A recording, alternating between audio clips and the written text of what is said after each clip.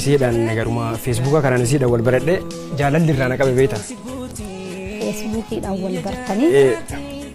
Hayyee. Jaalalli irraa na qabe akka malee miidhamaa ture beekta. Naannoo waggaa 3 akkas turte agas kulli obsaatu meeggadhe. Yeroo jalqabaatiif feesbuukii irratti oguu agarte suuraa siiti agartee mire. Suuraa si argee. Suuraa si sanirraa maaltu jaalala si qabsiise maal siiti? Isi mazaatuma si suuraa si argee jaaladhe. Akkanumatti filannoo kee taate. Filannoo kiyya taate koomantii wayii barreesseefi. Maal jettee ni yaadatta? Qashtii hin bareedda jedhan beekta. Isiinoo. Galatoomnaan jette. Jetteetuma uste. Galateemnaan jette hin calliste ergasii gara keessatti hin dubbise.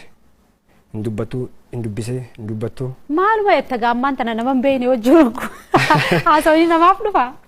Hin dubbattu beektaasi.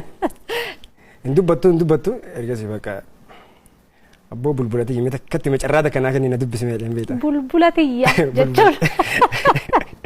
Hayyee. Bulbulati himee carramata kanaa kan na dubbise gaa takkatti jedhan beekta. Ergasii maal dubbadhu ree naan jette beekta isin barreeffamaa wajjin dubbannee miseenjaraan jechuudha. Achirraa ergasii bakka haasawa jammarree waa'ee isii kana beekta ammallee yeroo kakkaasu jechuun na keessa jira. Akka wayii tattaa beekta. Abshir bakki jirru za'aa qophii yeroo jaalalaarra OBN'tti qophii yeroo jaalalaarratti gabaan feete dhiyeeffachuudha dandeessa dhimma jaalala keessanii za'aan kun za'aa keeti waan ta'eef jecha haasawachuudha dandeessa. Ergasii achirraa barreeffaman jammarree walii babarreessinaa maal jennaa sagalee walii arginaa ergasii achi keessa beekta anaaf isin jechuu guyyaa tokkotti yeroo 10 ol wal agarra. Akkamii wal agarra beekta? Yookiin barreeffama wal agarra yoo barreeffamni illee hin jiraatin libbii godhaaf. Si galee hin argine. Onnee too keessa jirta. Onneen godhaafi isin ammoo hin laaltiin deebisti. Bakka akkasitti waliin ture jechuudha. Biyya kam jirti? Isin Joordaan turte jalqaba. Joordaan turte. Hangam takka walii barreessaa turtan? Waggaa 2 ta'a. Waggaa 2 ta'a. Waggaa 2 guutuu numa barreessita. Waggaa 2 guutuu karaa gubbaa bule yoo isin jedhee hin danda'a. Biyya alaatti immoo yookaan asii dhihaa bariin takkoo miti. Halkan asiin namni ni rafa. Ati immoo Joordaan bulta. An Joordaan bula. Beekamaadha. Joordaan bula. Akkam bula beekta? Amma isin guyyaa hojiirra oolti yeroo yoo akkaataa itti na dubbistu dhabdillee hin barreessiti yookiin sagalee na argite taajiyee lubbiyyee bakka qoy booda si bilbilaa warratu jira afaanaan jette beekta. Warra isin bireeteetu san jechuudha. Ergasii bakkaan shaayee bakka sima eegaree bichaadhaan osoo bakkitee san dhaaba dhufa achuma tura bakka jechuun gara biraallee deemu bakka bakkoomsa fa'aa kaa'u jedhee dhaabadhee bakka maal jedhee sagalee masiisan bichaa dhaggeeffachuudhaaf wanni jedhe jechuudha. Warri keessan maal siin ja'a? Warri kiyya beektaa. Ollaan fa'aa ni jira. Namni achi keessa magaalaa san keessa abboo namni hin beekne hin jira hin jiru. Nama hundaatu beeka waa'ee jaalala keessanii. Namni hunduyyuu hin beeka bakka. Akkuma tokko taatee sirra beekamu. Jechuun akkamna irratti beekan beektaa? Duraan namoota baay'ee walitti dhiyaadhaa ijoollee wajjin taphadhaa kolfuu jaaladhaa hin kolfaa maal jedhaa sirriitti nama walitti dhiyeenya qaba beektaa. Amma duuba sanillee hin lallaaffise waan hundaa garasii deebise.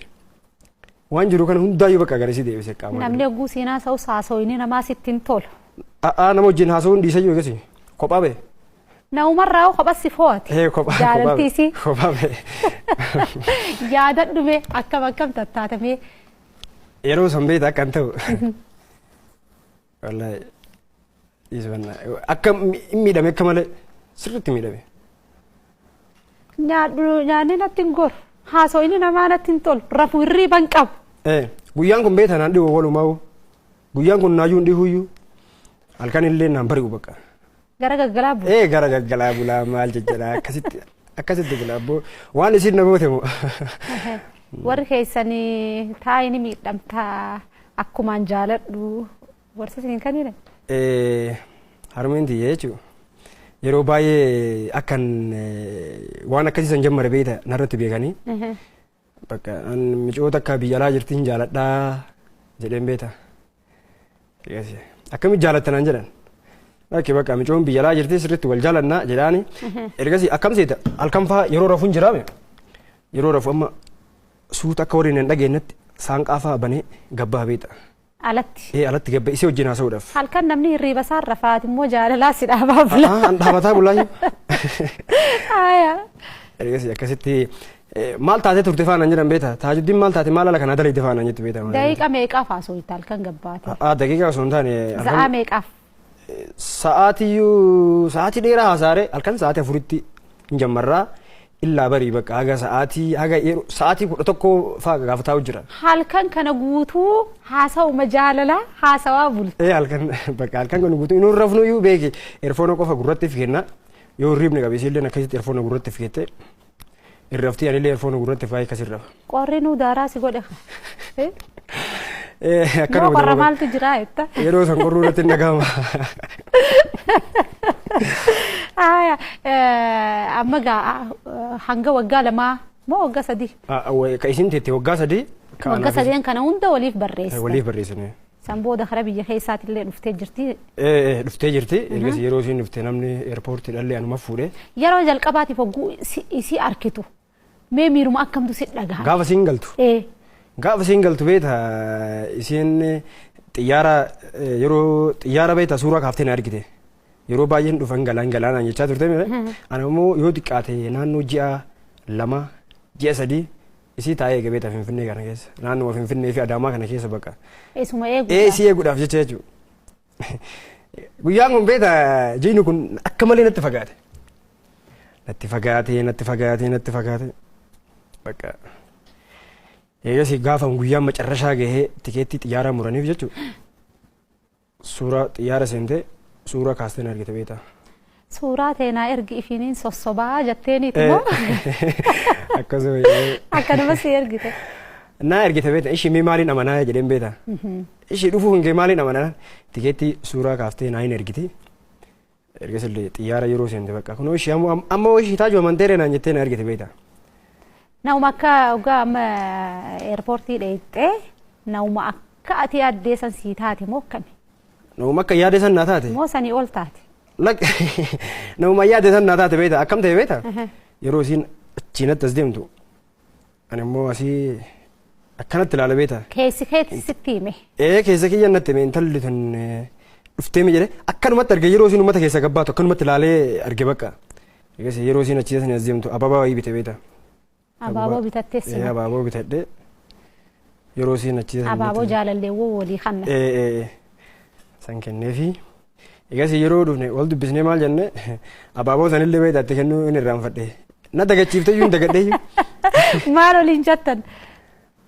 Nyaadheetuman bulaa yaanni na uukisee garaanis biraa yaadaan na naaqisee.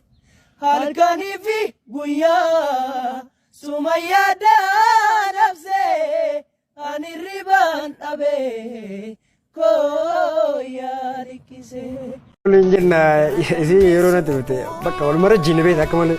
Akkuma nama wal beekuu jechuudha. Akkuma nama walirratti jiine akka malee jechuun bakka walirratti jiine bakka dhuftee maali jedhanii kanatti abaaboo harka tokkotti qabadhee sirra kanatti harka irra baafadhee deemnee makiinaa taaskii wayiitu jira beektaa. Kan yeroo san kireeffadhe jechuudha. Taaskii san keessa seennee deemne bakka. Darbee si fide egaa barreeffamarraa immoo qaamaan wal harkutti as deebitanii jirtanii biyya takka keessatti wal harkitan gaa san booda immoo jiruu jaalalaa waliin eegaltan. Akkam ture? Bareeda ture sirriitti bareedaadha ergasii bakka wal fuunee nikaallee ni godhani beektaa fudhadhee obboleettii tiyya biraan dhagadhe. Obboleettii tiyya biraan dhagadhe maatiin isaanii beektaa nikaa na godhuu didan. Nikaa godhuu didanii. Maaliif? Nikaa bakka jechuun hin beeku waan didaniif garuu jechuun bakka nikaa godhuu didan beektaa. Ergasii yeroo nikaa godhuu didan akkana gutee dabbaasii mara kakachiisan beektaa. Hin kakachiisanii mucaa sanitti hin heerumu jedhii kakadhanii. Isin hin diddee boottee beektaa. Ijoolleen obboleeyyan isillee hin beekanii. Obboleeyyan isillee hin bu'an beektaa wajjin. Waliin bu'anii maal jedhanii. Ergasii bakka hin dawwaleefi yeroo dawwaleef roobetti kootti jedhan. Roobettiin dhuftee achii fudhadhee gadi hin galee jechuudha. Eessatti? Achumatti hin galee biyyi mutii jetti. Haruma baaletti jechuudha. Haruma baaletti hin galee. Sababa isiitti gaa waa hedduu bartee jirta. Wantoota baay'ee argee. Waa baay'ee argee jira. Sirboota garaagaraatiin dhageeffadhaa maal jejjedhaa yeroo isiin achi biyya ormaa jirtu fa'aa. Walaloo fa'aa kana dandeessa waan walaleessituuf san as kanni ka'a. yeroo san beektaa ka isiin yeroo san isiin biyya alaa jirti walaloo wayii barreessee beektaa. Maal jettee mee dhageenyuu daawwattoota keenyaa wajjin. Rakkoon qabu. Yaa ta'ani siif jecha of wallaale miidhaginnaa fi haala laale bareedinsi silaa bareeda mara caale akkuma ta'u wallaale uumama ishiitiin madaale qal'oo kunoon akkasii fi halqee ergaa fi nyaara kuule anaan akkam ta'e yettaa sabboontitti intala baale argaa teetuun hawwa qaccee teetu qaadhawa foolii keetu natti urgaawa si dhabu jiruu natti hadhaawa kanaaf cinaan si kalaawa onnee dhiigaatiin si hawwa ijoollummaa qabda kichuu jaalala hin beektu owwaachuu ergaa hin dandeettu hubachuu awwaa namni narraa hin duune jaalala keetti kan na bochuu jaalala koonaaf dhugoomsi nassee gadhu na wayyeesse hoo abbabaa gara keessaa goroora keetiin na jiisi dhibee jaalalaan natti dhufe doktorri hiyyaa luugeessi adii addeessa hawaadha maal godhaa namni wal miidha waa tokko naan jedhee hardha hanga lubbuutiyyaaf siifama nama hin jiraadha rabbi kenne nageenya addaan hin teenyu fageenya fayyaa fi umurillee dheeressee nu naa badhaasu qabeenyan hiriyaa gaditti nu bulchee nun ta'aabin jireenyan ta'etu barreessa feeta.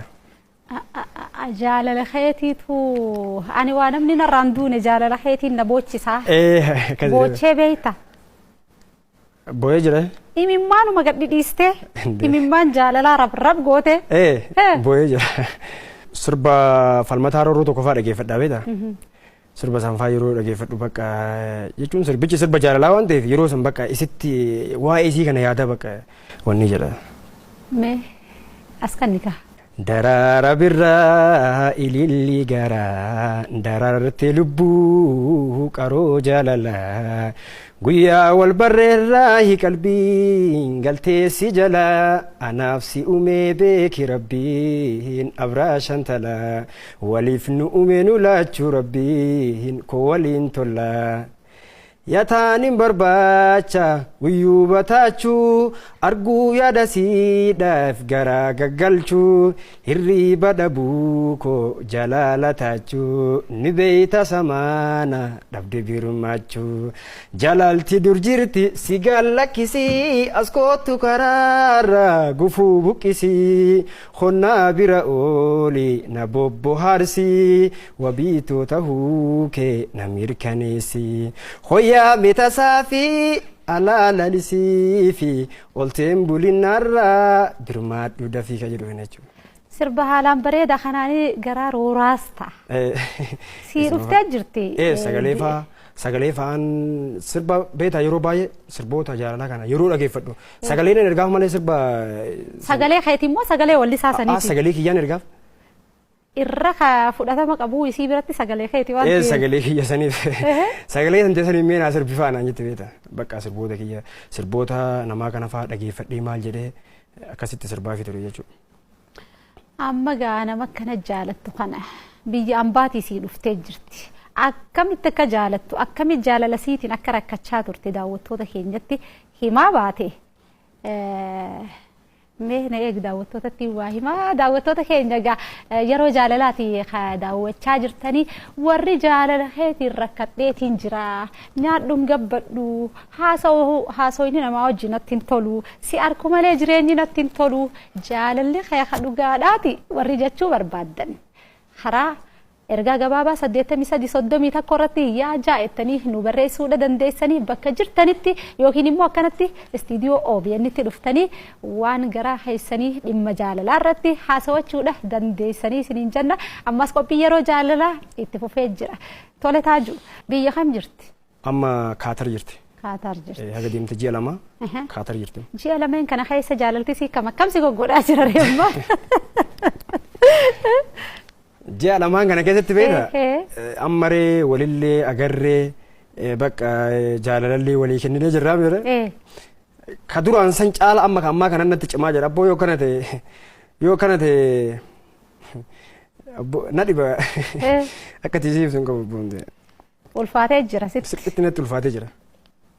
Akka malee natti ulfaatee jira. Inumaatutu gaafa isiin achi jirtu si wayyaa'u ture wal bira qabdee hogguu laalte. Yeroo duraan osoo amma isiin galuu baatte haga tokko wanni jechuu danda'a amma immoo na bira dhuftee waliin nyaannee waliin bullee waliin dhugnee waliin kolfinee waliin taphannee amma immoo yeroo isiin na biraa deemtetti akka bire. Maal keessa jirta reemma? Amma waan keessa jiru akkanattuu yoo na laalte miira kiyyarraa hin mul'ata.